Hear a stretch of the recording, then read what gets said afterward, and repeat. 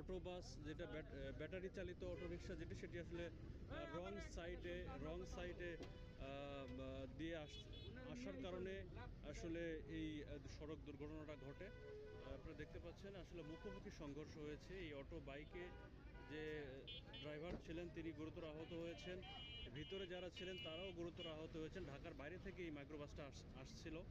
তারা সবাইকেই আসলে হসপিটালে নেওয়া হয়েছে। এখন পর্যন্ত নিহত হওয়ার কোনো ঘটনা শোনা যায় নাই, তবে সকলেই বেশ গুরুতর আহত এমনটি জানা গেছে।